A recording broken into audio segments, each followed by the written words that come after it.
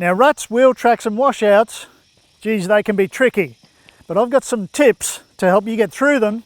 No worries at all.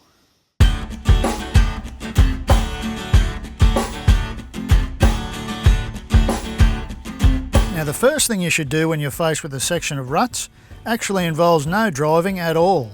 Get out of your vehicle and check your planned route. Look for hazards, obstacles, sections where the ruts get deeper, narrower or more twisted, and plan your course of action so that when it comes time to drive the terrain, you'll be ready for it.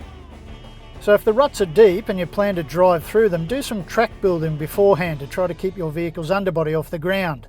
That'll save you copping any damage. Now before you switch to low range, deflate your tyres to between 20 and 25 psi. That's pounds per square inch. That's a pretty good tyre pressure for bush tracks, ruts and washouts. Now what deflating your tyres does is it reduces your risk of punctures, it improves your traction, and it also makes it a more comfortable ride for you and your passengers. Now using low range, or the equivalent in your SUV, will give you maximum traction, and that maximum traction is what you absolutely need. It's essential when you're tackling ruts and washouts. Now as you approach the rutted section, pick your line, pick your wheel placement and stick to it all the way through as best you can. Now a good general rule is if your vehicle has the ground clearance, get it in the ruts, get it in those wheel tracks. That'll give you more traction and more stability, and you'll be able to do it more safely. But if your vehicle doesn't have the ground clearance, think about staying on top of those ruts, straddling them all the way through the rutted section.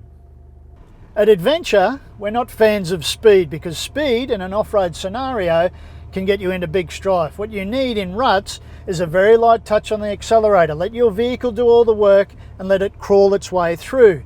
That way, you'll have no strife at all. Now if it helps, have someone stand outside the vehicle at a safe distance and guide you through the section using hand signals or a handheld radio to communicate their directions to you, whether it's up or down a hill or along a rutted stretch.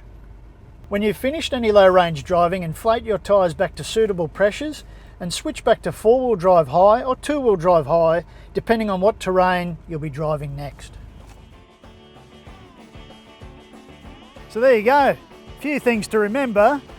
But as long as you think about deflating your tyres, pick your line, maintain that steady controlled momentum, and you'll be through ruts in no time at all.